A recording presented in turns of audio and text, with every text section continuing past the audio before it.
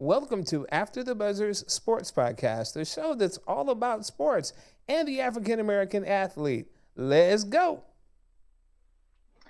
Hey, everybody, happy Wednesday. And of course, welcome to another episode of After the Buzzer Sports Podcast. I'm your man, Marvin Orange. And of course, always by my side, my partners in crime, Miss Raquel M.R. Thomas and Mr. Lee Jones. And behind the scenes, but always clean, as I said earlier, Mr. LP. So we got a good show for you today. We've got some interesting topics we're going to hit on. First and foremost, we got Patrick Mahomes, a new contract, kind of breaking the bank in Kansas City. Did he sign for too long? Is he worth 503 million over 12 years? Do you guys think the Chiefs will end up regretting signing him for that long? We want you guys to weigh in and give us your thoughts on that. What effect does him signing that contract, Patrick Mahomes, have on all the young NFL talent in terms of quarterbacks and their negotiations coming up? For instance, Lamar Jackson or Deshaun Watson, Dak Prescott. We know Lee want to talk about Dak Prescott. But we want to get your thoughts on how you guys feel about that. Lee, hold tight. The NFL, we got an opinion question on the NFL. With Patrick Mahomes signing his new mega deal, it brings to mind a question: which team in the NFL do you guys think has the best offense? To me, this is a no-brainer. You can't really go any other way, but we'll see where everybody goes with this one. Big news here. Something that we talked about on the show a little bit a few weeks ago, but five-star recruit Makur Maker commits to Howard over UCLA, Kentucky, some of the blue bloods that have been out there.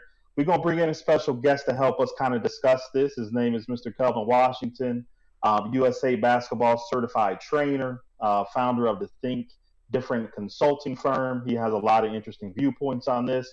It's going to help kind of guide this conversation, but no make about it. This is a big deal, and maybe this is the start of something big.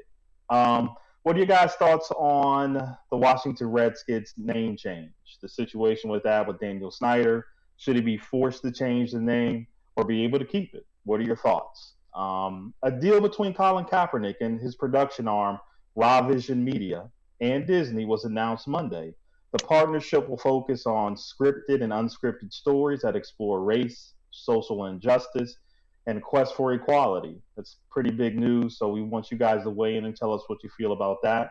Back to the NFL front. The NFL plans to test players, families, cohabitants ahead of the start of training camp. With this whole COVID-19 pandemic, how do you guys think they should handle that? Do you think this is a good move by the NFL? Let's weigh in on this one.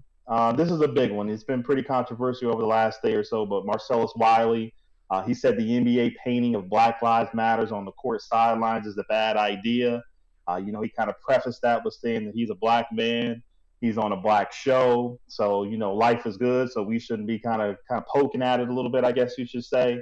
Some people have some strong opinions about that, so we want to touch that and see how you guys feel about that as well.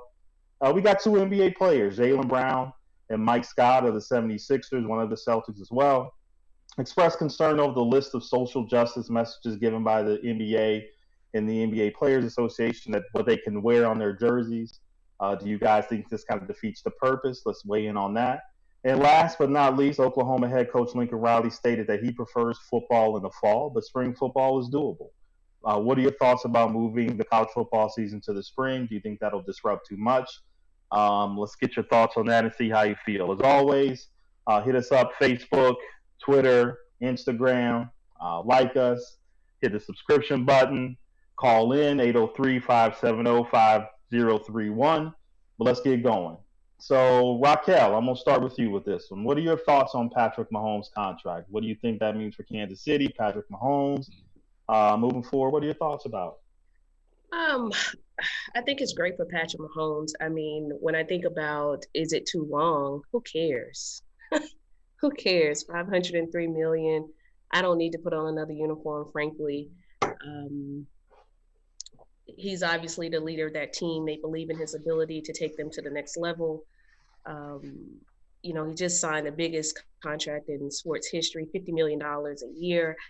I think for Patrick Mahomes, it's a win-win. I think, if anything, the Kansas City Chiefs might have some risk in that contract. But I think with Patrick, he knocked it home, and I think job well done for him and his team, being able to sign a contract as such. And I wouldn't be me if I didn't mention he's an African American. At the end of the day, it's a big deal. I think he's changing the tide, and leading a path for other athletes to follow.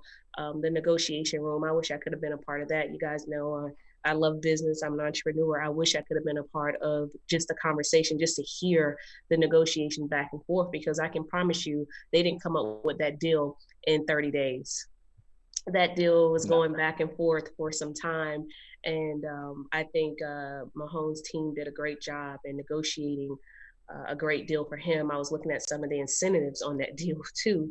I thought it was great across the board, 3-year guarantee, richest contract in sports. For Patrick Mahomes, he did a job well done. Kansas City Chiefs, I hope you get what you pay for. I mean, does this finally put to rest you two the debate on who the best quarterback in the NFL is, who the best young quarterback is? Does this finally? No, not for me. Not for me. A contract doesn't really determine the best. I'm gonna stick with Lamar Jackson. I can't wait till we get to that topic. He's still, I think, in my opinion, the best quarterback right now. The guy that can change the tide right now. To your point, Marv, perhaps, right? Mahomes is going to throw the ball. He has a quiet, mute game, right? He's not a runner. He's not going to get hit as much. That's right. He's going to stay in the pocket and he's going to throw the football, and he has a long career ahead of him, ideally. But if I had to choose a guy, I would still go with Lamar Jackson. Yeah. Lee, what's your thoughts, man? Look, first of all, the contract it doesn't have anything to do with who's better, but for his contract, $503 million on the surface, right? That's a huge contract, and the letter of the law, 503, the richest contract in sports history. However, Mark, first of all, I don't think Patrick Mahomes will play 5 or 6 years under that current contract. I think there are he has a couple of out clauses in it. First and foremost, that he can get out of it. The team, it's structured where, after 3 years, really 5 years, because the 2 that he's currently on, they can get out of it. So I think the 10 years is a big splash. Everybody see it, but I don't think he'll ever play that whole 10 years. Now, will he make, a lot of money and really comparable to that? Absolutely. But I don't see that $503 million being realized, really. I don't. I think that it's somewhere in between 400 and 500 he'll get. But right now on paper, it's a beautiful thing for Patrick Mahomes. It's a beautiful thing. But let me say this also for the Chiefs, when they negotiated that, they weren't going to hand strap themselves as far as cash. Like in year 6, he's owed a $50 million signing roster bonus. They're not going to pay Patrick Mahomes that $50 million. At that point, they're going to renegotiate. They're going to renegotiate that deal. He'll get some more money. That'll save them some salary cap room, and they're going to do the normal dance that the NFL they do. So at the end of the day, though, a great job for Pat. I mean, it's a lot of money. Either way you look at it, either way you slice it, it's a lot of money, and he deserves it. So I'm happy for him. I'll say this. Look, there's been a lot of people, Marv. You remember the name Dan Marino, right? Of course. So after Dan Marino's second year, he was the greatest thing since sliced bread. He was the best. He was going to revolutionize. He was going to be the one, and nobody could compare to him. Very similar talk as to what they're saying about Patrick Mahomes. Is he the GOAT already after 3 years? And that's what they were saying about Dan Marino. They don't even talk about Dan Marino anymore. Okay. Now, I'm not saying that to say that Patrick Mahomes is going to end up like that. But what I'm saying is put quotation marks around heaping all of the praise, like he's going to win 4, 5, 6 Super Bowls like Tom Brady. That's yet to be seen. I don't know if that's going to happen. Remember 2 things, and I'm going to turn it back over to you, Marv. They were down 24-0, right? Oh, Lord. And they were down for the majority of the Super Bowl. If that had turned out differently, and it didn't, so I'll preference that, then we would be having the same conversation. But I love the fact he's a great player. I love the fact that he got the money, and great for him. I mean, he is a great player. And at the end of the day, he won the Super Bowl, Lee. So, I mean, I love that you preface your statements with those things, but he won the Super Bowl at the end of the day. So, and I'm an eye test person. You know what I'm saying? People can tell me all kinds of stuff, but my eyes don't deceive me. You know, what I see on that field when I watch Patrick Mahomes is greatness. It's something that I have not. It's something that I just like you guys feel about Lamar Jackson. When you look at Lamar Jackson, you just see something different. That ain't Dan Marino I'm looking at on the football field. Okay, so I love where you're going with that, but I don't agree. But I tried to kind of go into this contract, but I think it was like 134 pages. Yeah. I can't do that. That's just too much for me. But what I do know, I think he got 63 million at signing, which is substantial. The contract is backloaded. That's one thing that I did notice as well. So it still keeps the Chiefs in contention early on in this contract, and also it's not a big number on the salary cap. Now we know the salary cap is going to rise over the next few years in the NFL. So the Chiefs are very smart in the way that they did this, and so is Patrick Mahomes. He's going to be the highest paid player per year in any sport. I mean, that's significant to say, especially when you got somebody in the NFL and just the nature of the NFL in the game. So, you know, the people who was his agent? Was it Steinberg? Was it Steinberg? It's Lee Steinberg and another guy. But yeah, they did a great job. But remember, they did a great job. He won't be that for another 4 or 5 years, and that's the kicker with the contract. For the next 2 years, I mean, this year is 2.8, next year is 24.8. So he's going to be comparatively paid very low. Marv, Dan Marino throws the prettiest ball I've ever seen in NFL history. I just want to throw that out there. For all my Dan Marino people, help us out here. But you're right, Marv. He's a tremendous talent. A little bit off topic here, but you know who's going to make all Miami fans forget about Dan Marino? A little Roll Tide love real quick, Tua Tagovailoa. He get ready to slang that thing so pretty the way he throw it. And you know who he represented by? Patrick Mahomes' agents. Okay. So that'll be the next big contract that we see. You heard it here first on After the Buzz. Y'all look out for that. All right, moving on. We got the Patrick Mahomes contract. I mean, it was a huge deal. You know, what effect will this contract have on some of the young talent that we have in the NFL and how they negotiate their deals moving forward? Our Dak Prescott's, Deshaun Watson's, Lamar Jackson's, maybe the Daniel Jones in New York, maybe some of these other, the quarterback of the Jets. Who was the Jets quarterback, the young guy? Sam Darnold. Sam Darnold's a piece of trash. He is, but look. But how is this going to affect them moving forward in their deal? So Lee, let me start with you. What do you think about how this is going to shape out for other quarterbacks moving forward?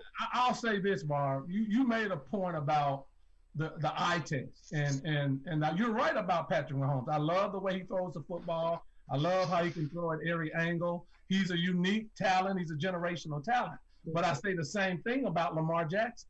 There's never been an athlete with that type of ability, and I know we're going to say Michael Vick, but Michael Vick never threw for over 22 touchdowns in a given season. So Lamar Jackson should get a contract, and he will, comparable to that. Now, the one thing that I take pause with is the decision makers in the NFL. Sometimes they try to use your greatness against you. And what I mean by that is because he runs so much that they're going to throw in there, you're going to get hurt, we can't pay you all this money, blah, blah, this, blah, blah, that. Lamar needs to make sure he has an agent and not his mom now. I know his mom did a fabulous job when she started with him, but those contracts were slotted. That's a different story. He needs to get a real negotiator for this next contract and play hardball because he deserves every bit of 35, 38,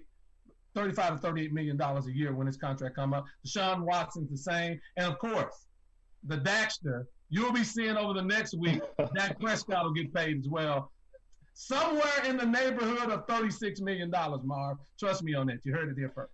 And you know what? That's actually going to be a bargain deal, okay? Because you're going to see probably with the salary cap the way it's going within the next 2 years, you're probably going to see the average salary for these type of quarterbacks at $50 million. So if they sign back, I think in 2 seasons that's what's going to happen, right? So relatively speaking, they're getting them fairly cheap right now because they know it's going to happen when they equate all the things that are coming in the next 24 months. So certainly at the end of the day, this is a business, and these teams aren't giving away money that isn't accounted for. They're not negotiating deals that don't favor them. So you can rest assured that for the teams, they're making the best deal, and they typically always come out on top because they know what's coming. A lot of times we don't have the insight, we can assume, but a lot of times they know what the dollars are going to be. Even now, they know what the dollars are 24 months from now. So when they signed that contract, it was a great deal for them, and they are aware of that. From an effect standpoint, I think it helps the guys like Lamar Jackson, Deshaun, Prescott. I think it helps them when one guy of that caliber signs that type of contract. It's going to help the other guys because they're right there with them. It's not like Mahomes is super elite beyond Lamar or Deshaun. So it puts them in a great position, in my opinion. And it also helps their negotiators, whether they have entertainment lawyers or sport agents. It helps them. It gives them a lot of firepower because what I would do from a business standpoint is take that contract, that 134 pages, and I'm going to eat it and get my guy better contract because where are the Ravens going to go? They have the best guy. So really, those quarterbacks have the power right now. They don't have a better selection than those particular quarterbacks. So they really have more power, and Mahomes' contracts give them more leverage, in my opinion. Yeah, but I'll say this. With the narrative around the NFL, they brainwashing people just like they have Marv brainwashed that there's no equal to Patrick Mahomes. So Marv is already drinking the Kool-Aid. So that's what the NFL narrative is, and that's why you're going to see that contracts are going to be a little lower than what Patrick Mahomes got because they've already put out the narrative. He's the greatest thing that have ever come into the NFL. He's the greatest talent. And I love Mahomes, and I don't want to bash him, but they're going to use that narrative to keep the others down. So I don't think – definitely won't see anybody making more than him. And they're going to all try to keep him quite a bit below. Deshaun, Dak, and Lamar, they'll be in the 35 to 38 range as far as how much they're going to get. Yeah, no matter how we feel, no matter if you think I'm drinking the Kool-Aid or not, I know what I see. But at the end of the day, I think that this has reset the market in terms of the NFL and more importantly, the way that they do deals.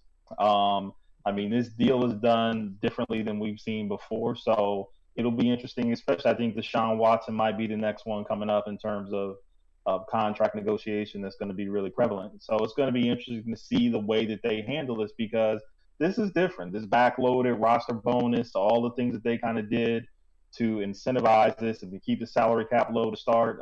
It's different. So I'm going to be interested to see how this plays out over the next few contracts. So, but moving on with talking about that and some of these great young quarterbacks that we do have in the NFL, let's get your thoughts or your opinions on who has the best offense coming into this season. Who do you guys think is leading the best offense? What do you think the best offense is? Raquel, let's go with you because I know Lee going to be long-winded on this. I think the Chiefs and the Ravens have the top two offenses. I think they're slightly different in the way they play the game, but I'm going to go with the Ravens. I think Lamar just covered. He's more of a threat, and he's a threat in multiple ways. He's the best running quarterback in the league, 36 quarterbacks last year, with 400 attempts, I think, something like that. So I think Lamar is still the most dangerous because he has more tools than Mahomes. But I also I don't think that the Ravens are, that much more elite than the Chiefs and vice versa. I think it's a good argument either way, but I would go certainly with the Ravens because feel like Lamar's just more of a threat on the field than Patrick Mahomes right now. Yeah, I mean, the Ravens they are what they are. They couldn't put up when they counted. So, I just can't go with the best offense. I do love Lamar, though. I talk a lot about it, but I think that he's a generational talent as well. But I'm going to go a little bit different here. I do still think that the New Orleans Saints might have the best offense in football. I think they have the number 3 offense. Yeah, I think the way Drew Brees distributes the football, Michael Thomas is probably the best wide receiver in the NFL that nobody really talks about. I think he is the best in the NFL maybe right now. You've got Alvin Kamara when he's healthy. There's a lot to deal with when it comes to New Orleans, but it just seems like they can't ever really get over the hump, except for that one year where they beat Chicago. But I'm going to go with New Orleans. I want to go with Kansas City, of course, and my boy Patrick. He makes offenses look good because he disguises and covers up so many deficiencies that your offense has because he's so good. But I'm going to go with New Orleans right now. I think that offensively they may be the best right now. I don't think they're healthy enough to be the best right now, personally. Okay. Lee, come on, man. Now you guys, I'm telling you, boy, you guys. If you say anything about the Cowboys, I just may. See, for me, it's simple. I don't. Everybody has an opinion, Raquel, but for me, I always bag my opinions up with facts because that's the way you have to do this. I'm gonna help everybody out real quick. I know we have a caller. Caller, you hold on just a second. Number 1 offense in the NFL last year. Guess who it was, people? Number 1 offense in the NFL. Total offense. Who was it? The Dallas Cowboys. And that got you.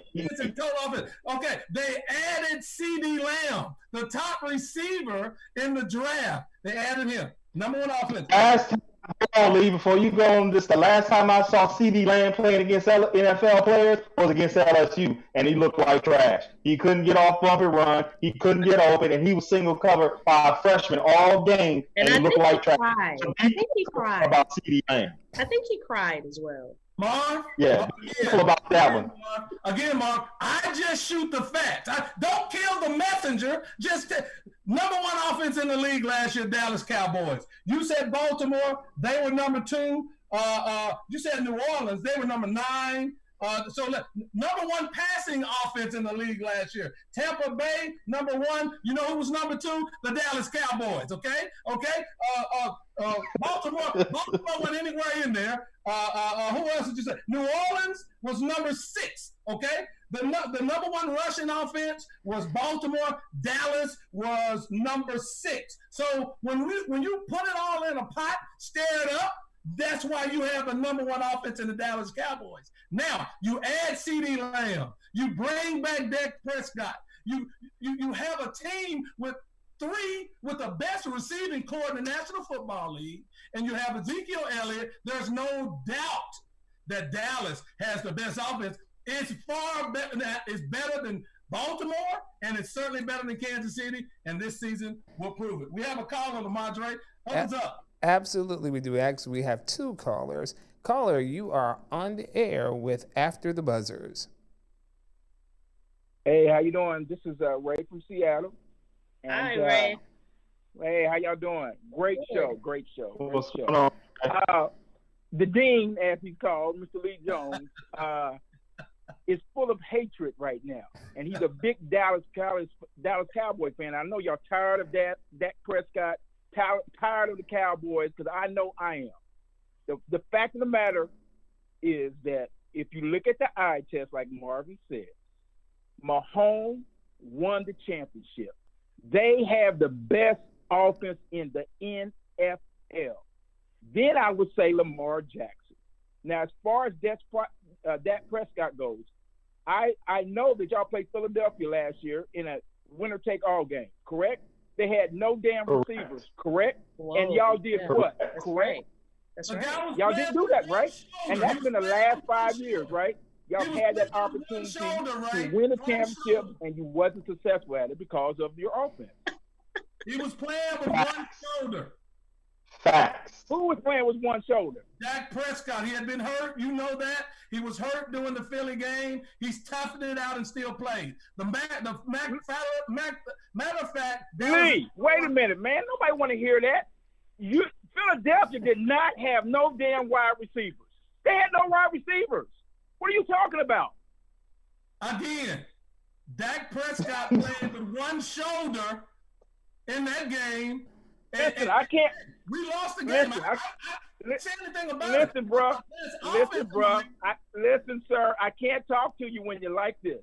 You know what? You Dallas Cowboys fans kill me. All you think about is Dallas. Jealousy is a disease, Ray. Jealousy is a disease.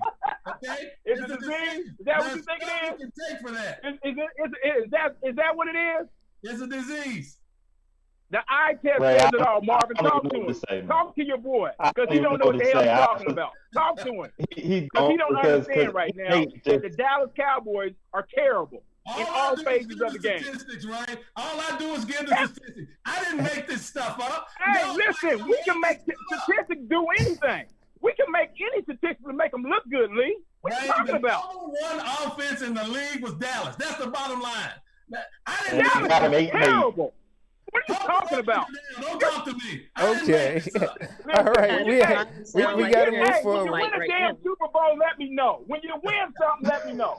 Let me know something. Other than that, hey, it is what it is. That's right. And one other thing, real quick before I go, I know y'all got the Kelvin Washington coming up, and they're talking about the young man that is going to Howard. I know you had a gentleman on the radio last week who said that there wasn't an opportunity for any 5-star recruit to go to a black college. And Tony, he offered $1,000, correct? Do y'all remember that? He said offered $1,000. That would never happen. So I do remember that. So you want the $1,000, right? I want the $1,000. All right, so you tell him, hey, I need my 1,000. Lee, give him my address.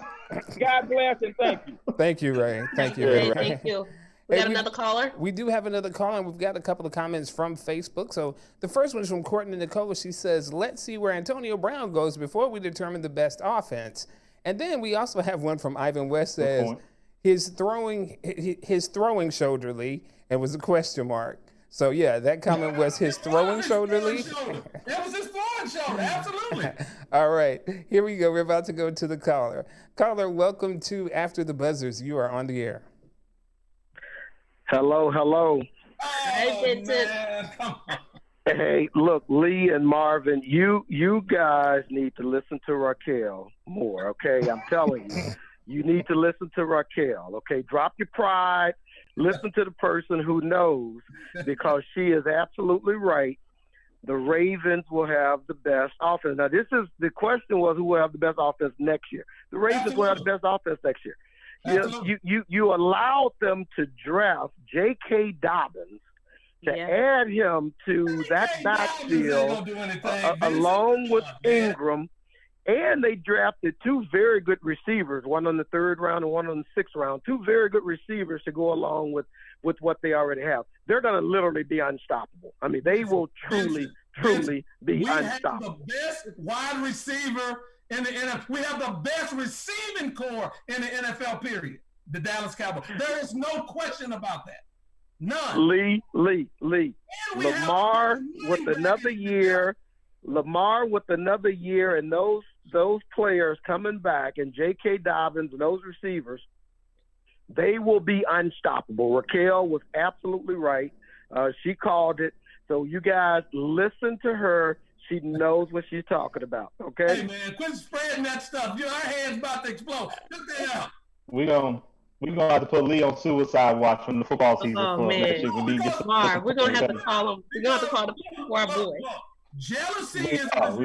Vincent is talking that, but let me say this. Vincent can't dispute who has the best receiving core. Vincent can't dispute who has the best running back in the NFL. Vincent can't dispute who has the best offensive line in the NFL. So I feel very confident of what his voice gets louder when he starts explaining. His voice elevates. I'm sorry. I'll have my. The more emotional he gets. So you call CeeDee Lamb one of the best receivers in the league? I mean, he hadn't even the best receiver in the draft, Marvin. He was the best. Oh, you gotta be kidding me. Forget the draft. Let's talk about the field. You gotta be kidding me. Oh, there's no doubt about it, Marv. He was the number 1 receiver in the draft. No, you got to be kidding me, man. And You just. He's not kidding. I'm not kidding. He's not kidding. All the scouts said it, and he was hands down the best. Best run after the catch. He's going to be in the slot for Dallas. It's going to be a nightmare. It's going to be a nightmare. I saw Jerry Jeudy go to work on LSU and the number one quarterback coming into college next year, and I saw CeeDee Lamb get shut down all game and not make a catch. My eyes don't lie. My eyes don't lie. The biggest game of the year, he putting up pinball numbers in the Big 12, and then he got in front of somebody. He couldn't get off. Okay, we'll see. As a matter You of lucky fact, about Amari. against Alabama, if I'm not mistaken. Who won? Last year, didn't it? CeeDee Who Lamb. won? I'm just saying, we talking about CeeDee Lamb. I'm Right? just saying. He got 2 L's. That's all I'm saying. But we're gonna move on because we do have a. Do we have a guest with us, Lamondre? No, he hasn't signed on yet. Okay. All right. So Vincent's still on? No, Vincent isn't on anymore. Yeah, Okay. Vincent came Do in we just have to perk more you up. comments, Lamondre? Nope, that was it. He called to perk you up, Raquel. I'm gonna have to talk to him about that. I'm tired of that. Every week, this love affair is getting on my nerves, Marv. That's what I'm saying. This is. It's pretty much how you getting on me and Raquel's nerves about the Dallas Cowboys. So we know the feeling. We know how I feel. And These Blinded, man. our guest What are you gonna do? Our guest has arrived, and I'm about to bring him on. Okay.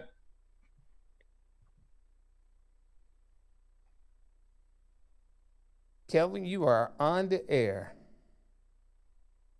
Mr. Washington, What's going on, man? how you doing? Good. How y'all doing? Doing well. How you doing, Mr. Washington? USA basketball certified trainer, founder of Think Different consulting firm, and proud graduate of Howard University, I might say. What's going on with you, bro? Oh.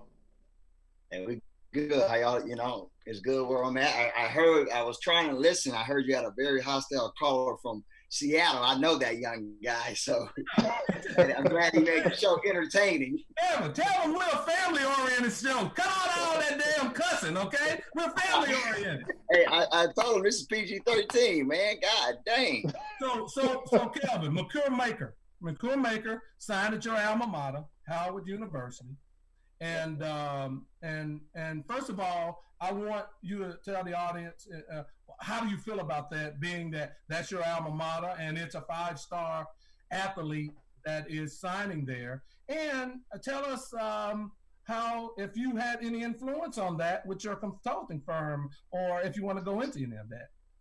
Yeah, I mean, of course, as an alumni, it's the best thing ever. You know what I mean? It's when I went to Howard, I went on scholarship, and I got put on a blacklist because I really was supposed to go to Louisville, and so I was one of the D1 players, and there's a lot of D1 players that they want to go to these schools, but I mean, competing with the facilities is really one of the bigger things, and a lot of players that Howard get come from really hard backgrounds, and so it's kind of a novelty to kind of switch it up like that.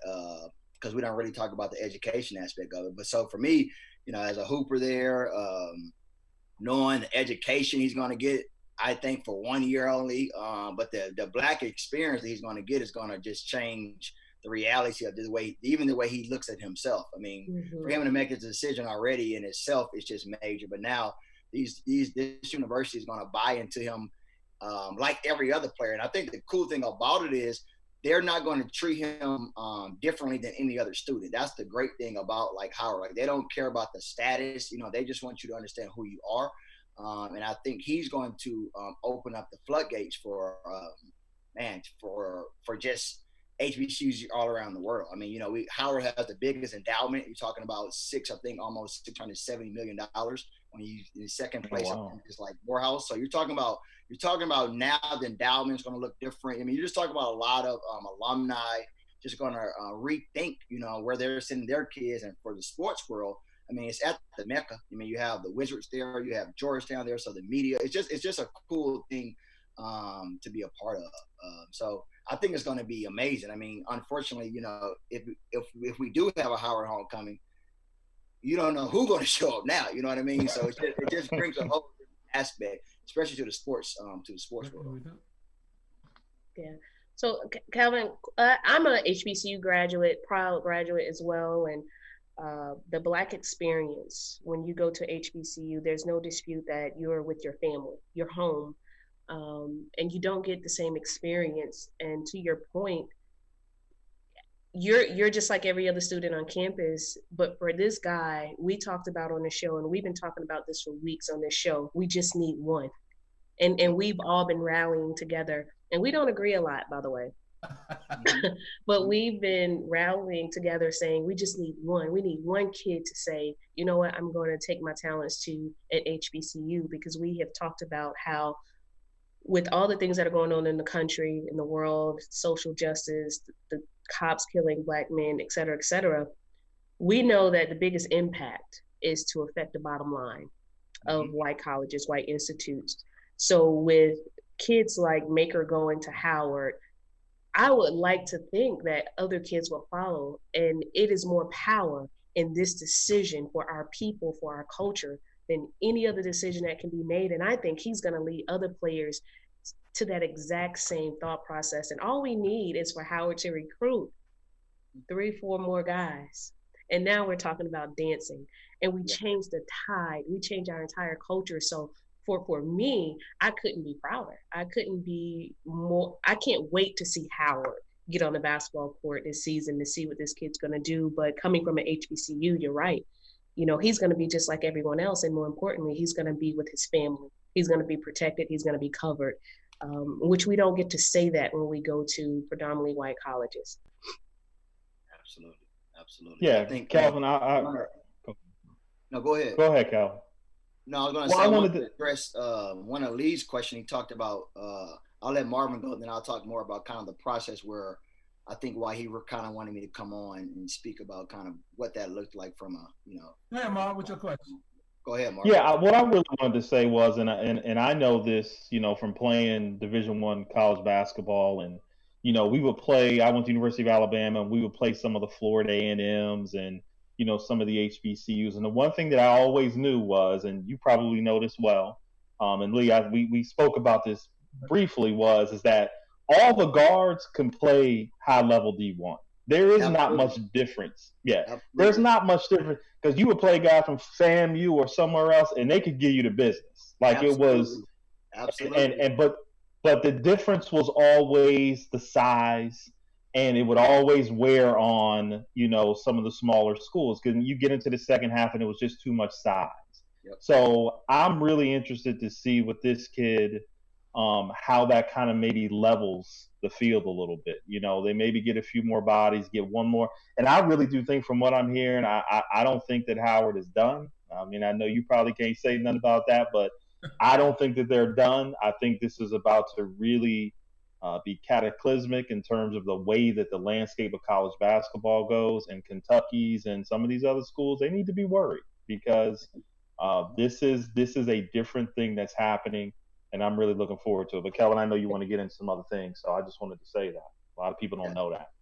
Yeah. So Lee, can you restate your question so I'll make sure I address it correctly? Which your consulting firm think different?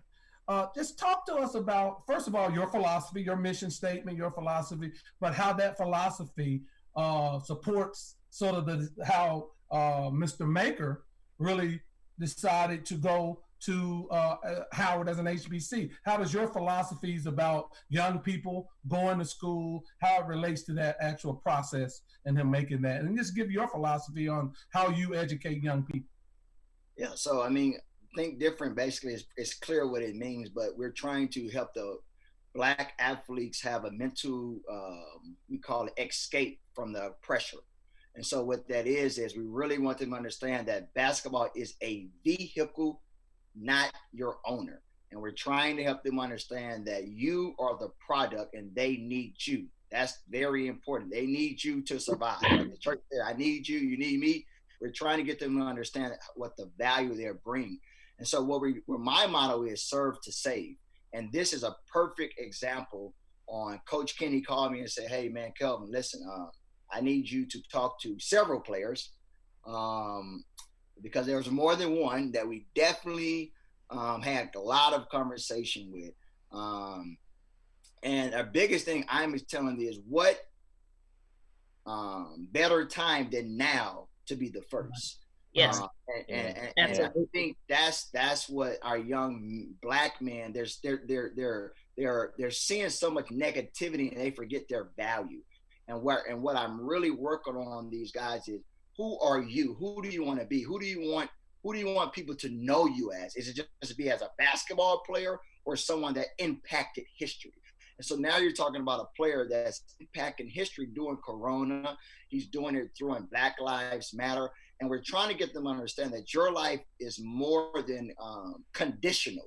Like Black Lives Matter conditionally. And right now, the movement we're trying to get them to understand is Black College Matter, because that's where you're getting your foundation. And a lot of these people are going into the world. They don't have a foundation, and they let the Dukes and the Kentuckys try to buy them. And I remind them about how slaves were bought. And so we're really trying to help them understand that you don't need to have the best facility to shoot 500 shots. You don't need the best facility to run up a damn hill. You just don't need that. But what you do need is people that's going to be with you when you're hurt, people that's going to be with you when your family member dies, people that's going to call you when you're not in class because you think you're bigger than who you are. And that's what we're trying to get these kids to understand, that it's bigger than now. What are you going to do when you're hurt, when you're retired? Like, are you thinking about investments? Are you going to do like, LeBron and buy pizza shops? And that's what Think Different is about, is trying to get them to think different as a young person rather than waiting till you get older to start thinking about what's next. And so my consulting firm was able to have some reality conversation with them, say, hey, if you want to be the first or you want to be the second, because someone's going to do it. It just doesn't matter. It's a matter of when. Mm-hmm. Yeah, it's just about, and I said true leaders respond to the most important timing. Martin Luther King, these guys were important because of the timing.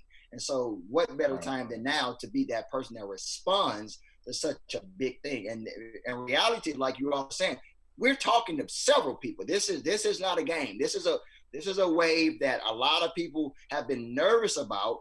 And now they're saying, why not? Like, it's one of those things like, why not? And so we are really being thoughtful and mindful how we talk to the families. Tomorrow, what's today's date? Tomorrow we're going to actually explain to the world, July the 9th. And this is why we're helping them think different. That's the Independence Day for Sudan. So we're making him give his first speech publicly on the day that's important to him. So we're thinking about him. Not about the basketball, but about him. And so that's going to make players say, hey, I'm playing basketball for my mother. She died when I was younger. I want to come out on this day. It's giving them a voice that they have lost when they go to the Dukes and they go to these places. And Howard is saying, listen, bro, whatever you want, don't ask us. Just we can make it happen, but you have to ask. So we're helping them understand that they matter now. Before they sign the contracts, before they do all this. And we're also saying now, when you get it big, don't forget about us. So we're expecting our facilities in the next 4 to 5 years to be very, very nice compared to the street that, compared to the Georgetown, which is 5 minutes down the street, compared to the University of Maryland, which is 30 minutes down the street. And we're really working with a team called Team Takeover. It's an AAU team that's right out of DC, and they put out monsters. And we're trying to have a pipeline and say, all your D1 players, why leave home? Why leave mama? Why leave uncle when they can be right there? So it's a thought process and we're saying we want you to be mentally free, mentally happy with your decision, and want to wear Howard with pride. And let me add something personal to that, Kevin, because what you're saying really does hit home. Being somebody that went to University of Alabama and was pretty good, not great. Started for 4 years. I played with guys who are NBA All-Stars who made a lot of money, but most of us fall through the cracks, right? But most of us go to school with the idea that we're going to make money playing basketball. And then you're in school and you're not taught how to grow. You're not held to the standard. Like, you're athlete, right? You know what I mean? Nobody cares. You're not. And I know a lot of my teammates and a lot of people I went to school with before me, after me, left, couldn't write a resume, didn't know their value.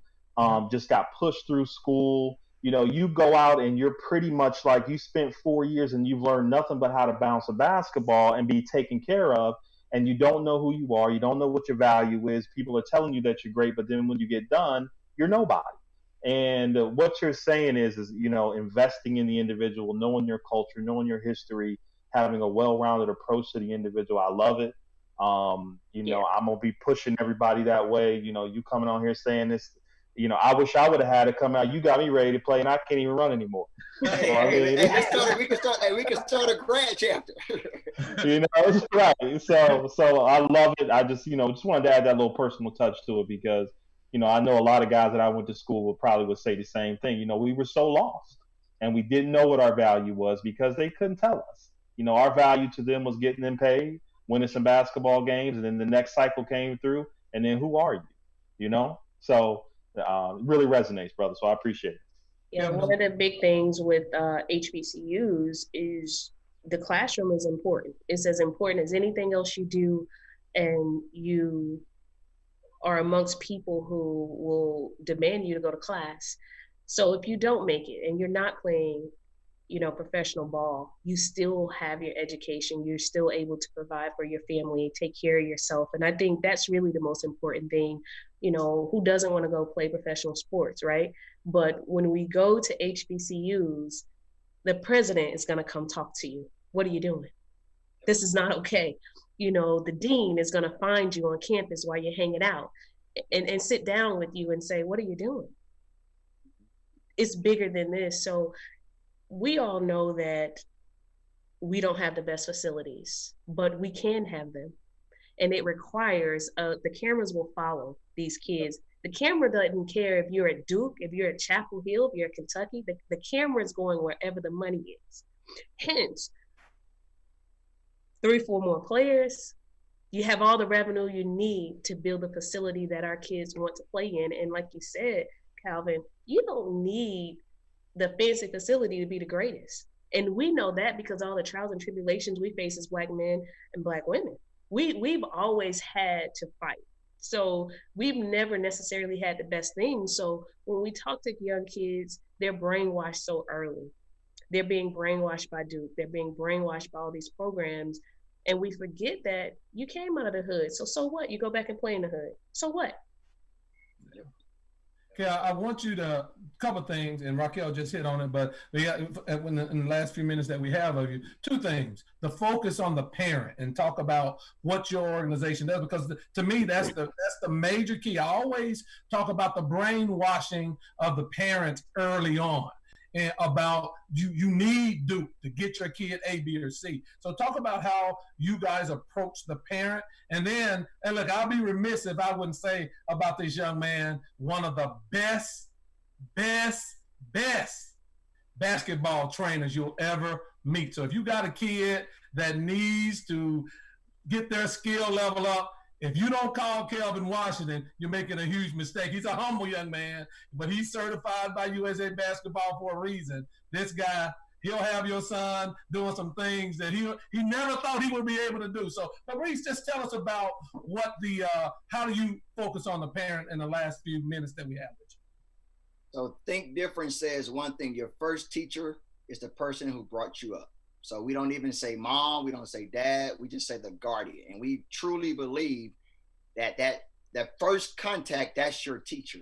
They don't have to have PhDs. And we understand that without that person that gave you birth, you're nothing. And we absolutely tell the parents, the guardian, listen, we value what you want for your daughter or for your son. We need to know what's important to you. And majority of the time they say safety. I just want to make sure my baby got food. Wow. I want to make sure my baby got clothes. I want to make sure my baby got a roof over their head. They never say anything about basketball. And the difference is when they feel like we care about them as much as we care about their baby, they're bought in. It's not even a question. It's like when they see a Black guy, first of all, most of the time they're sending white guys to the hood.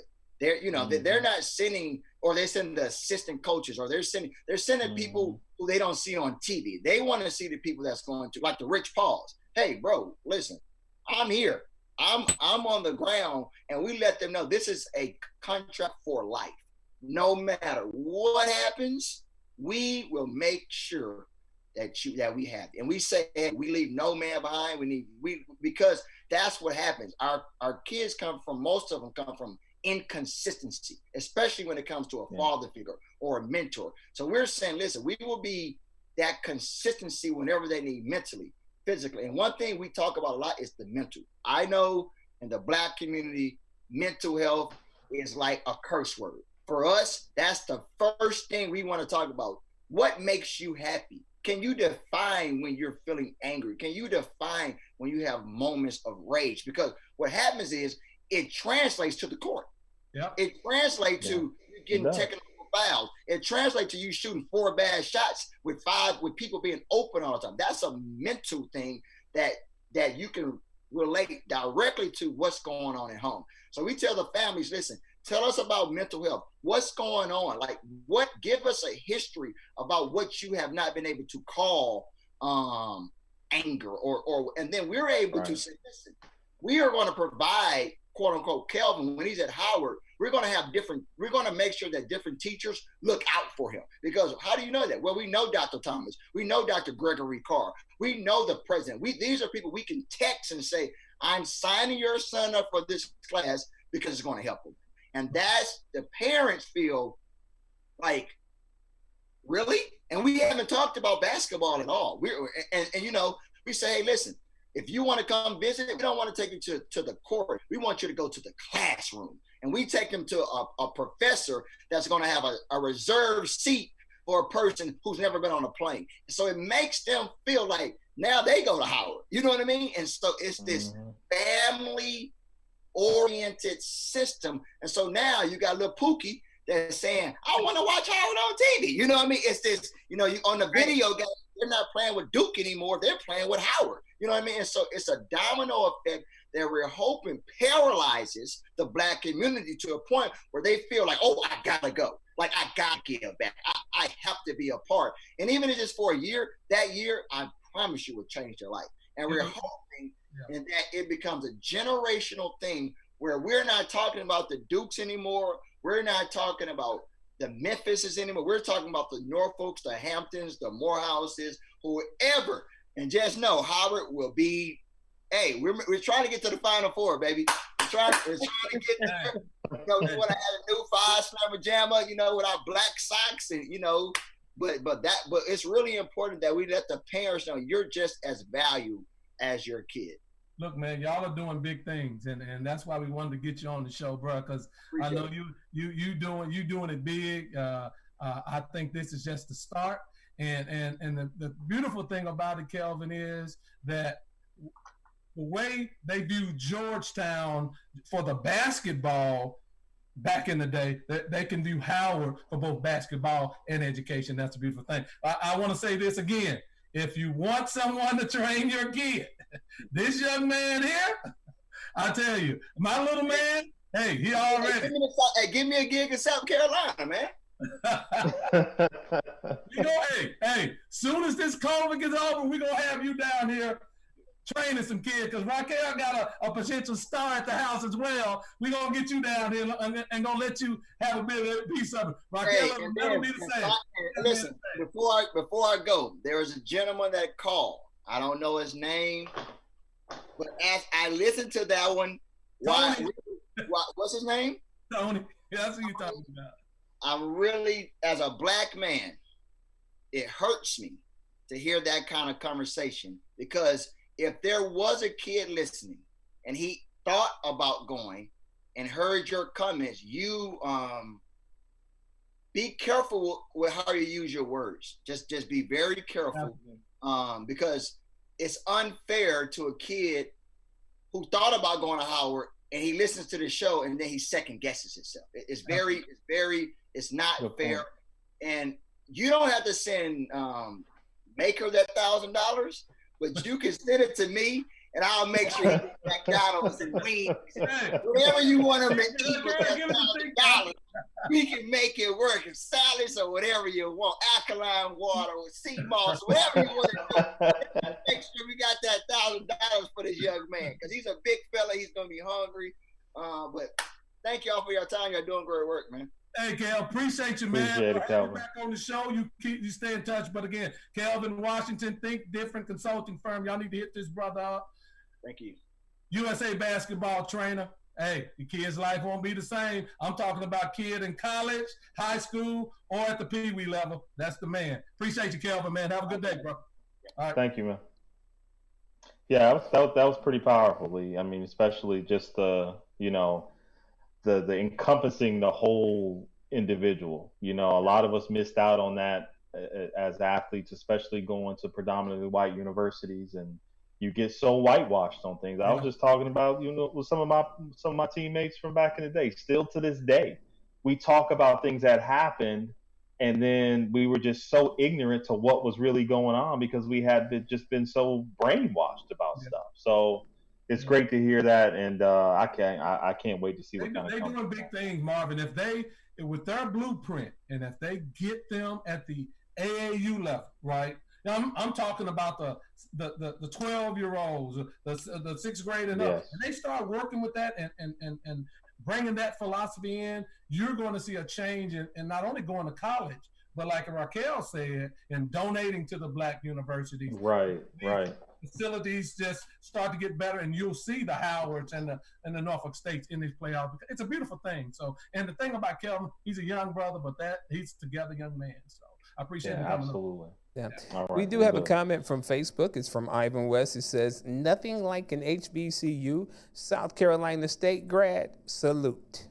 and Tony, all right, Bulldog. Tony, if you're out there, Tony, call in. We want you to rebut. If you have something to say, we don't want to, maybe you was misquoted. So if you want to call in, please do. He wasn't misquoted. He said what he meant. He said what he felt. He wasn't misquoted. Come on, Tony.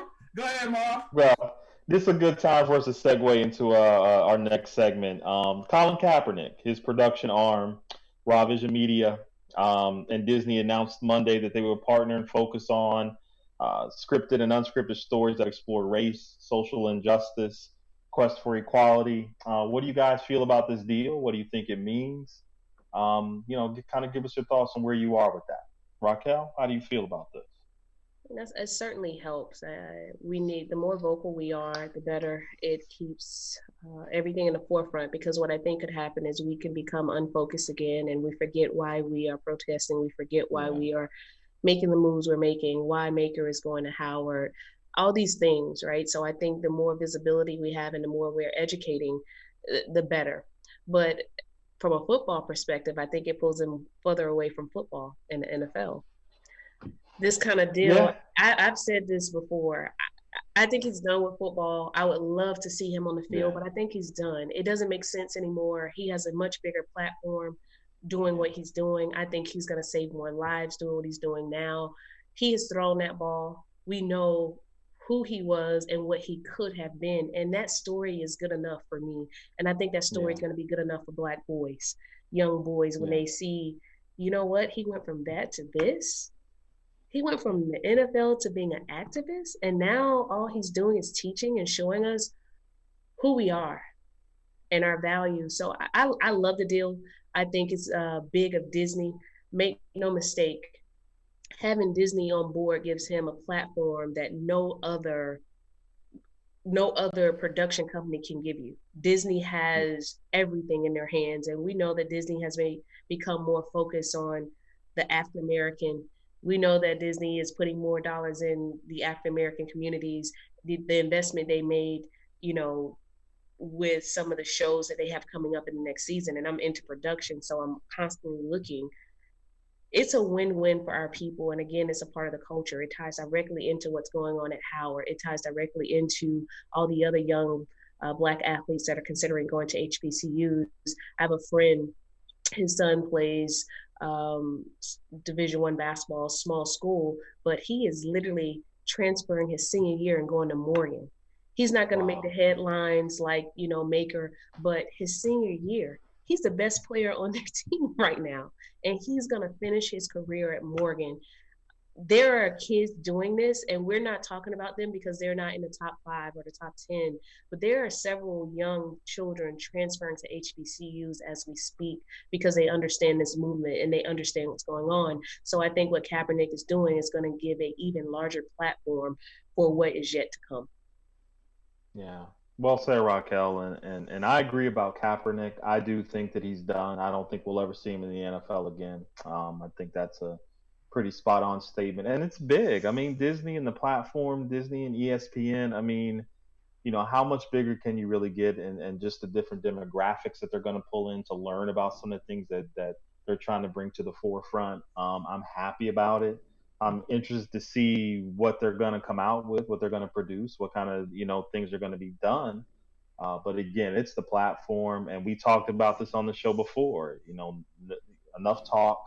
Let's see some action, and this is action that I think that is great for our community, and is going to bring a lot of things to the forefront. So I'm happy. And then just to kind of touch on what you were saying about kids transferring to HBCUs, you know, I got a lot of friends who played and, you know, have kids now, and they play basketball, and guys are thinking about this differently now. Guys that I played with that played at Kentucky and, you know, LSU and different places, like, this is a conversation that they're really starting to have with their kids about going to HBCUs.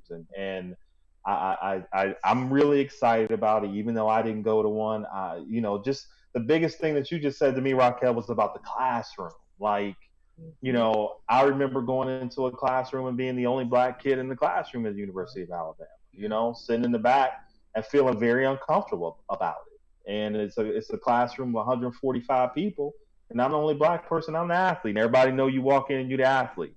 And you get special treatment by the instructor because you are the athlete. And it does not happen at HBCUs. You will fail. You know, and I think, you know, not to get too far off subject here, and I think of what a disservice that was to the majority of us, you know, that went through that experience. You know, it was great in the moment because we felt like we were special, but it really didn't help us moving forward in life. So that aspect that you brought up was really kind of telling, because I just remember that and I was just like, man, boy, things could have been so much different. But don't want to get off subject too much. But Lee, how you feel about this with college? Those things strip young black people of their self-esteem, you know. Yes. And makes you only think that you're worthwhile when you're on the basketball court. And that's the thing that you have to get away from. That's the beauty of sitting in classrooms at a Southern university, when you see that and the instructor treat you no differently than any other person in the class. That's a beautiful, beautiful thing, to walk out and on Southern campus and see a sea of black people. And you just know that you're home, and that's a beautiful thing. And look, I don't take anything away from anybody that wants to go to a predominantly white school. No. It's just that the experience, and especially for those that come from single parent homes that may not have a father and things of that nature, to be in that environment, it's a great thing. For real quick, for the Kaepernick, because what y'all said was all spot on. Disney, the success of The Last Dance, and them working with LeBron James's media company, that steers them to say, okay, we can work with Kaepernick too and produce some of this black content that they're going to do. The first thing they're going to do is make a production about his life, a docuseries, and his social activism when he was younger, up to the day, and through the kneeling. And so it's a powerful thing, and he's making a difference, and it's a beautiful thing. I personally, I don't know if he's ever going to play again. I would love to see him play a year or two just to show them I still got it and walk away, very similar to what Jim Brown did, because it would make the ultimate statement. But hey, whether he plays or not, he's made a mark, and his name will always go down in history. That's a beautiful, beautiful thing. So I'm happy for the young brother. Absolutely. A little bit. I'll add to that. The black ticket is the highest sold ticket right now in production and TV. Black content is the number one selling content right now for TV. Wow. Number one selling content. Black women lead all watchers of TV. We have the largest demographic, so the money lies with us. Hence, more. If you just pay attention, if you just think about it, more and more black content is on Netflix. More and more black content is on HBO, Showtime. Just think about it for a moment. I promise you guys, like this deal, the NFL wouldn't even be able to. They can't afford him. They're not going to be able to afford him. shortly. Very nice. Do have a comment from we do have a comment from Facebook. It's from Mr. Elliott from Facebook. He says, if a kid has the talent, then the scouts will find them no matter where they are playing. Raquel was spot on with her comments. The camera as well as LeBron will be at Howard watching. Absolutely. LeBron is already committed to going, as a matter of fact. Two things. Bronny is looking at HBC, and Mikey Williams tweeted yesterday. He said that, hey, they're not going to like what's about to happen. So all of these young guys are feeding into it. It's a beautiful thing. And like I said, and you said it as well, Raquel, when you get that Fab Five at one of these black schools and you see that Howard on their chest and they're playing in the tournament, it's very similar to how we used to, no matter what team you rooted for, you were a Georgetown Hoya fan. It didn't matter. And it didn't matter. You wanted them to win. That's right. So that's the way it's going to go. That's a beautiful thing, man. Yep. Excellent comment, Elliot. Absolutely. So moving on with the NFL, they're planning to test players and families ahead of the start of training camp with the whole COVID-19 and the pandemic that we're facing. What do you think about this, and and what do you think about their plans to do these things? Do you think it's going to be effective? Lee, I'm going to start with you on this. I looked at Raquel. She had a crook in her neck. She just mad. Look, it can't hurt, okay? It can't hurt. Look, the NFL is going to do whatever it takes so that they can continue on the trajectory to get this brand new TV deal. You understand? That's what the NFL is going to do. Hands down. Whether that means spend millions of dollars to test families, it doesn't matter. They're going to do it because they know the ultimate prize is that new TV contract, of which it's going to be billions for these networks bidding for the NFL. So, testing families. They might test their dog. They might test their cat. If they parent, they're going to test them too and make sure nobody, so that's what they're going to do. And so, I don't think it's a bad thing because black people are getting free testing. So it's all good with me. It's all good. I mean, I'm good with the testing, but I still don't see a plan of then what now? Like when they become positive, then what? What's the plan for moving forward from there?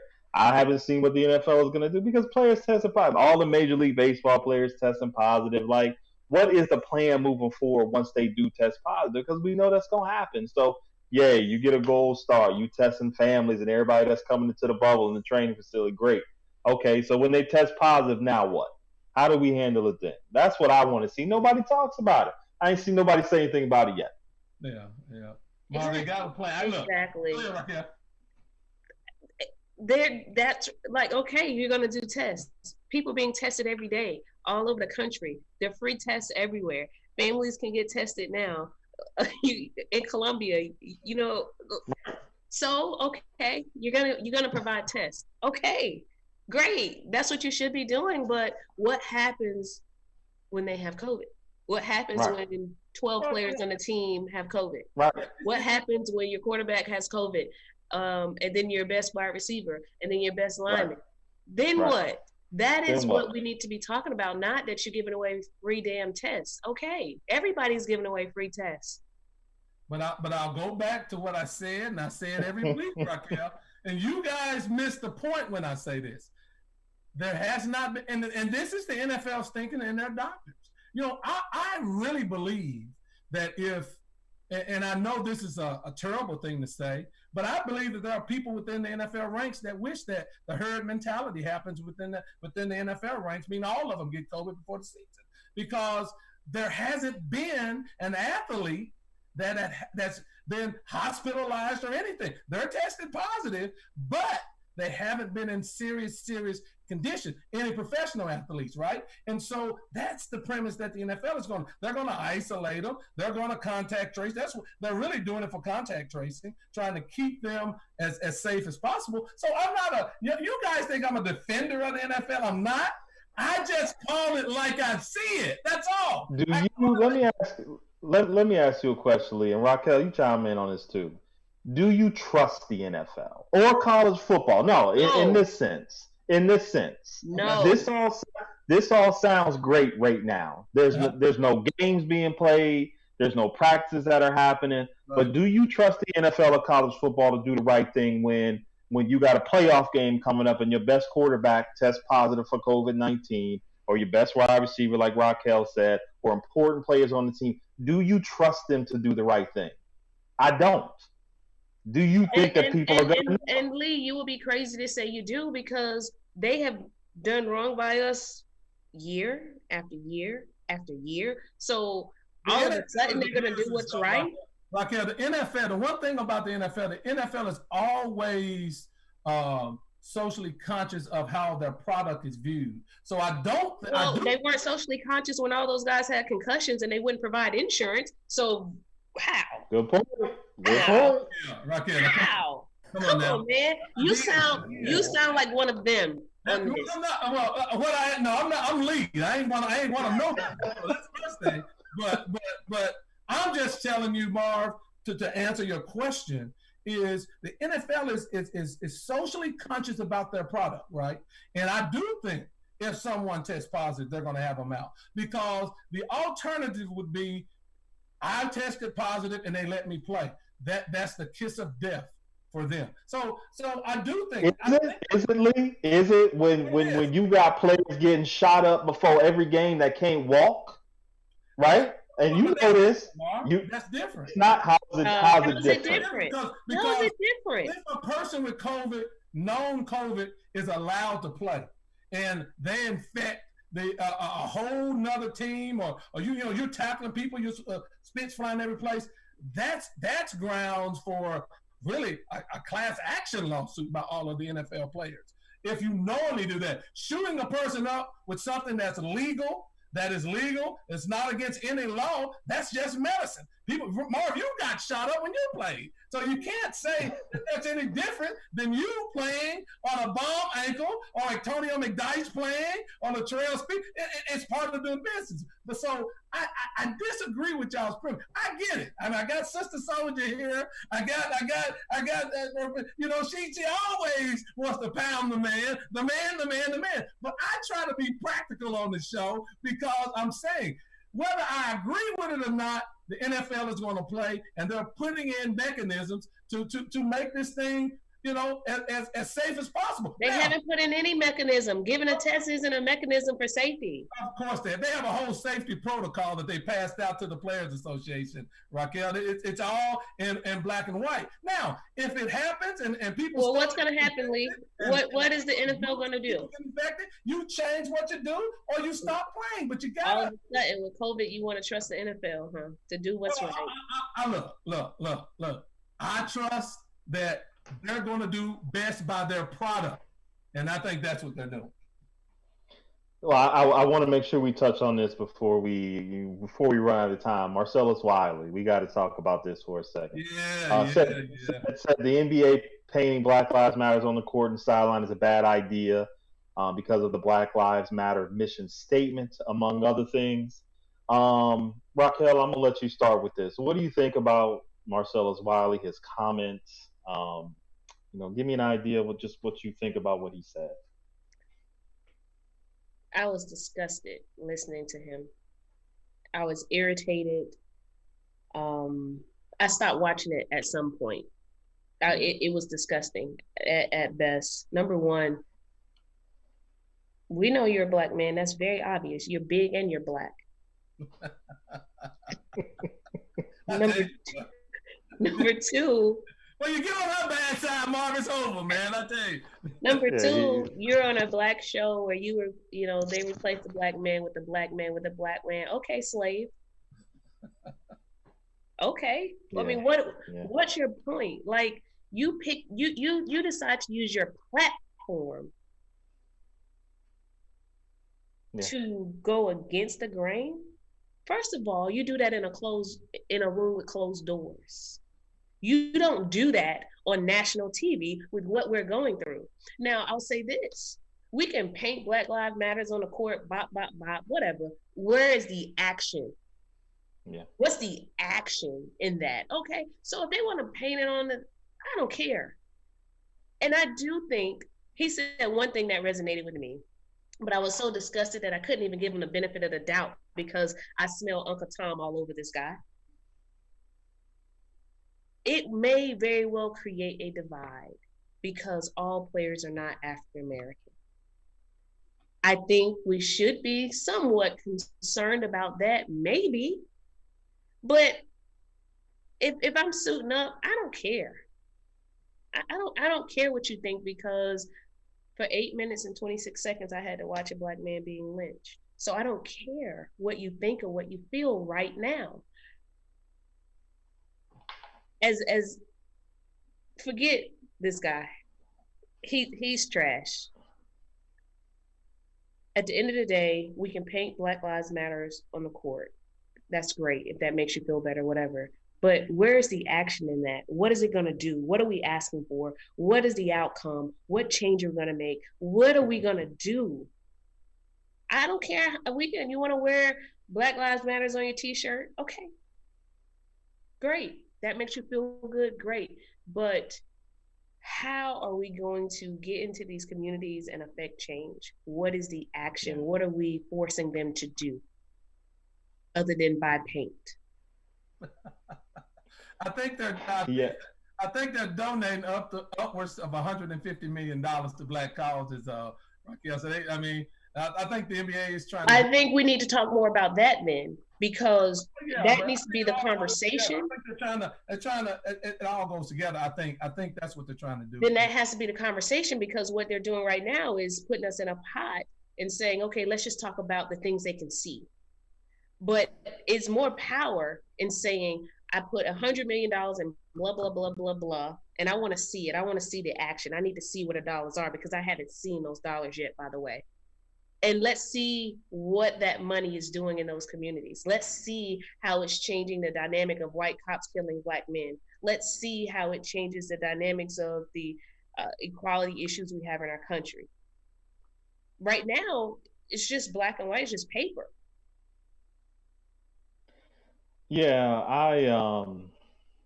Marcellus Wiley played in the NFL a long time. I think he played 12 or 13 years. And if anybody's kind of followed his TV career, he does stuff like this. This is kind of his status quo in terms of stirring things. But it was kind of, it was like he used some convenient facts. Like, I was watching what's the young lady, the Candace Owens? I think she was talking about this. Yeah. And he kind of used some of the same facts when he started talking about this, about single parents in the home and kids being raised by single moms, and he used the mission statement of Black Lives Matter to kind of make a point, and it really fell kind of flat, because there's a lot of other points that Black Lives Matters makes besides their mission statement. Absolutely. Which is racial injustice and police brutality and criminal justice reform.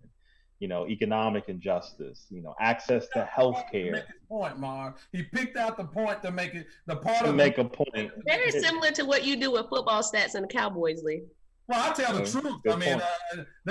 This stuff is the truth. I'm just joking with you.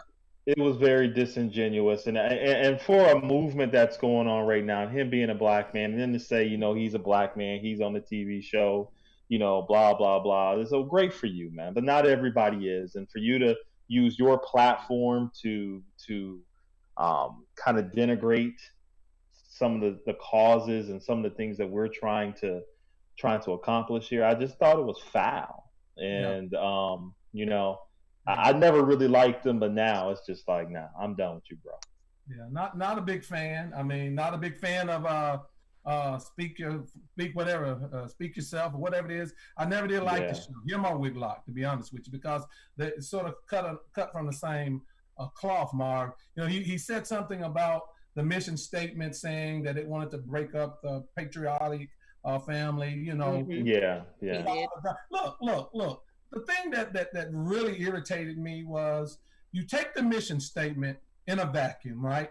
And you say, this is all that it means. You pick that piece out, and then you make this point without doing one thing, without even talking to the young lady that wrote the mission statement to understand what she was trying to say. So you pick that out to prove a point. And my God, man, the statement about black, Raquel, you hit it right on the head. There's plenty of black that baled cotton down in Arkansas where I was. The foreman in the cotton field, once he was getting too old to supervise them, they went and got another black guy. So it was black. Man, give me a break. I've seen that all my life. So that's ridiculous, right? And so it was just disingenuous to me because, what these people out in the streets protesting about is real. People are dying. Black people are dying. It's the same thing of what Terry Crews is trying to say. Man, just because we say Black Lives Matter, it doesn't mean that we want to be black supremacists. We want to say, don't kill my son when he goes to the store, or I'm going to shoot my daughter while she's riding her bike. So it was disingenuous. And so look, that show and them, hey, they can have that. And I hope all other black people follow. They can have that because that was disingenuous at best, and I really turned my stomach with it. So, yeah. Well, we're getting close on time here, but I did want to let's touch on this final thing with Jaylen Brown and Mike Scott from the NBA. They expressed concern over the list of social justice messages given to them by the NBA on what players could wear on their jerseys. So, how do you guys feel about that? Do you feel like they went a little bit too far in saying what players could wear, or do you feel like this was a good move for the NBA? I was a little go ahead. I was a little disappointed in that. Now, what I would have liked for them to do was to allow the players to pick what they wanted and then submit it to the NBA and then have some dialogue. Some players, they might get, they fight the power. Some of Raquel's people fight the power. It's gonna get wild. Don't worry, I will always stand with my people. You don't have to worry about that. But I think by them, picking the phrases and things and giving it to them, I think you don't, that was kind of low and cheap in my opinion. Let them pick it, let them submit it. If you had some issues with it, talk to that person individually. I think it carries more weight with the players. And so I think that was a little disingenuous. And so that kind of disappointed me about what the NBA did.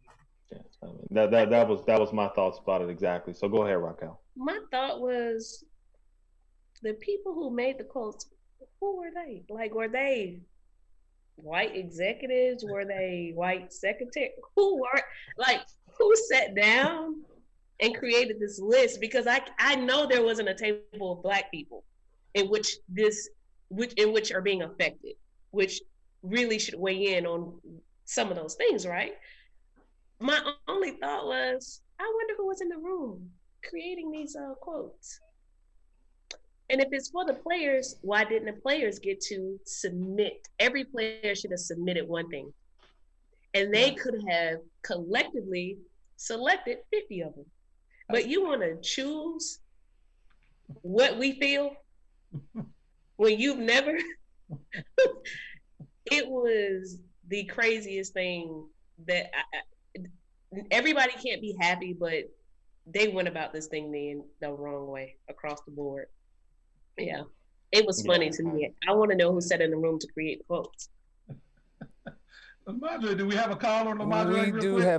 We do have a caller. Caller, you are on the air with After the Buzzers. Hello. So my name is Tracy Lee. Hi, Tracy. And hello, how are you? Great. So that's wonderful. So I'm calling in because I'm listening. I'm actually listening to you guys now. And it touched a lot of my passionate parts of me.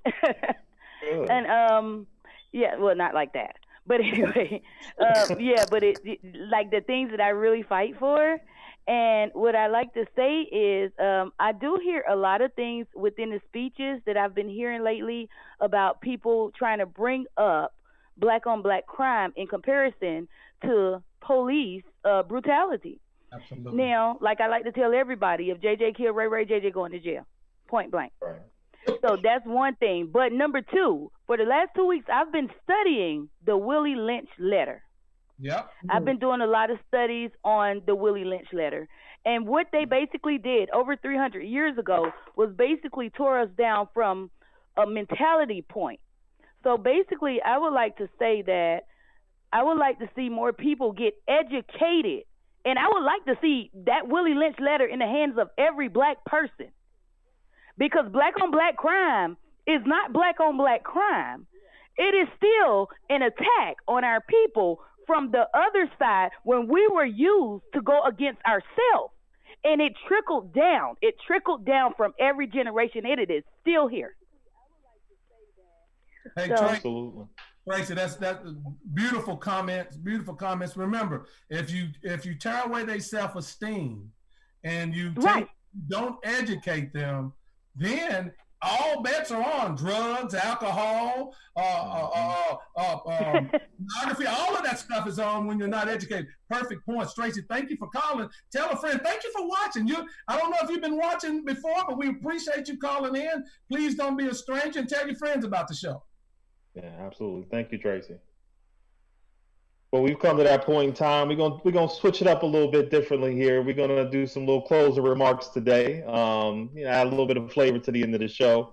Raquel, I'm gonna start with you. Give us some closing remarks and just some things that you might want to kind of put out there. What's on your mind? I say to you guys all the time that this is like recess for me. We have a good time. I love sports. I'm a basketball nut.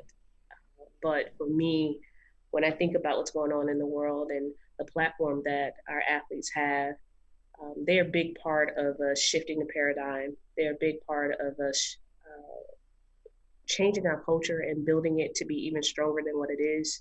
So what stood out to me the most today was just a conversation about Howard, right? And having top players go to HBCUs.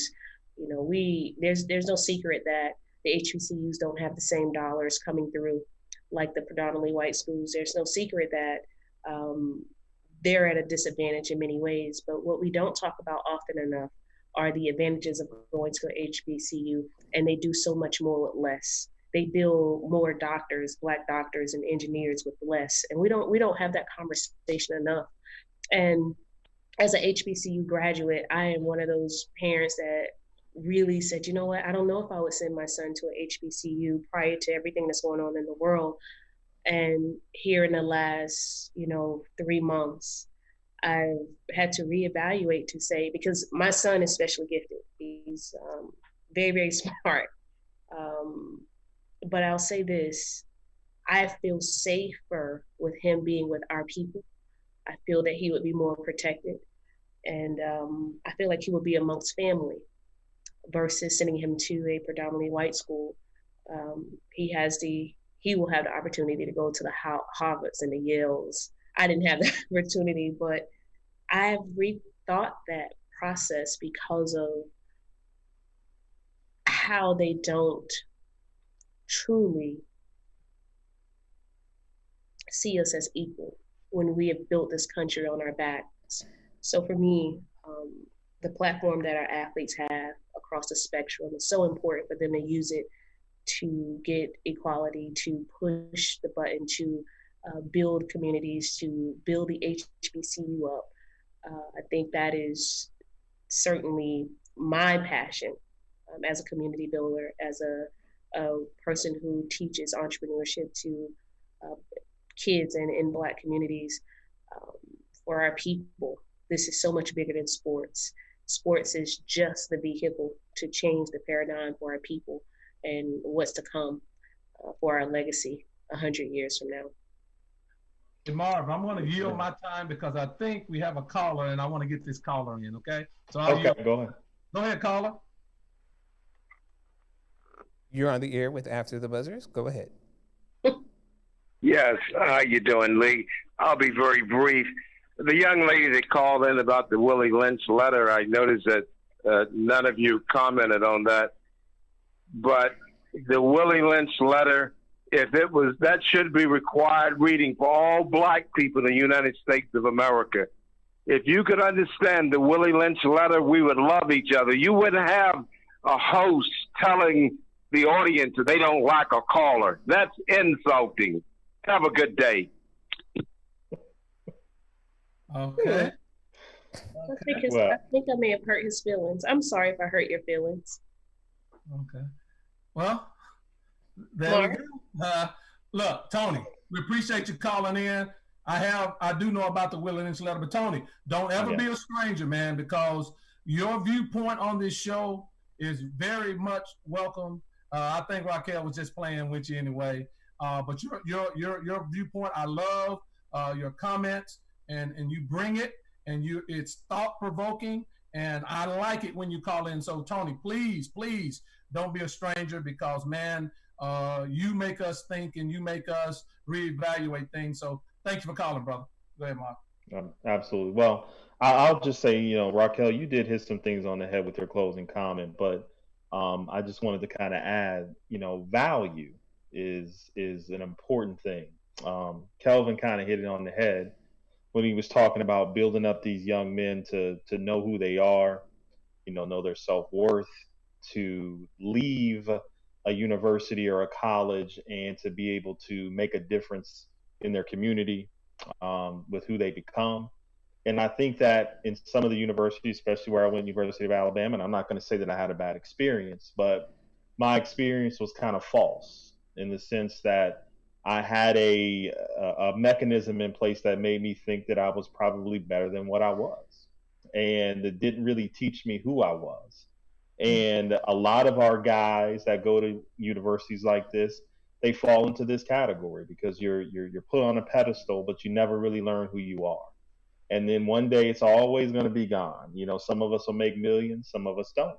And then we all have to go out there and become members of society. And it's hard to be productive, and it's hard to know who you are at 25 or 26, some guys 30, some guys 40, still trying to figure it out. And a foundation is so important.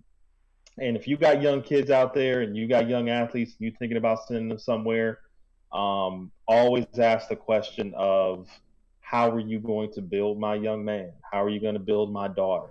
What is in it? What are you going to do for them when they're done? What kind of job opportunities out there? What kind of internships will they get? What will this do for them when they get done? Because these are questions that we just frankly didn't ask when we were in school, because we all thought we were going to make millions. And that's what they told you, Mar. That's what they told us. And that's what they told us. And you leave so ill prepared to be just a productive and know your self-worth, because basketball or whatever individual sport that you played became who you were, and you don't spend any time developing any other skill. So I think what Kelvin's doing is great. It really did hit home with me, and I know a lot of my other guys that played with me, we always talk about this, that sometimes you wish you can go back and do it differently, because you would do it a lot differently.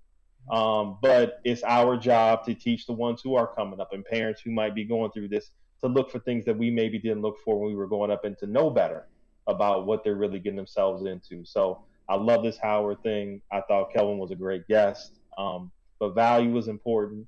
And, using that education to your advantage. You are getting a free education. And I know we've talked about this, in links about, education and athletes and these things, but use it to your advantage and put people around you who can help you develop yourself and get to the best you that you can be.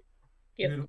Very well said, Mark. Very well said. Hey, please, y'all, tell a friend about the show. We love this. We want you guys to comment. This is how we do it. We hit it. We real. We honest. I come with the data and the facts. I'm sorry that they don't, but I'll continue to do that, okay, until they even out the show. But we appreciate all of you. Thank you guys for joining us. As always, this is After the Buzzers. Hit us on YouTube, Twitter, Instagram. You know the drill. For Raquel M.R. Thomas, Lee Jones, the clean behind the scenes. This is your man Marvin Orange. Thank you guys for joining us, and we'll see you next time.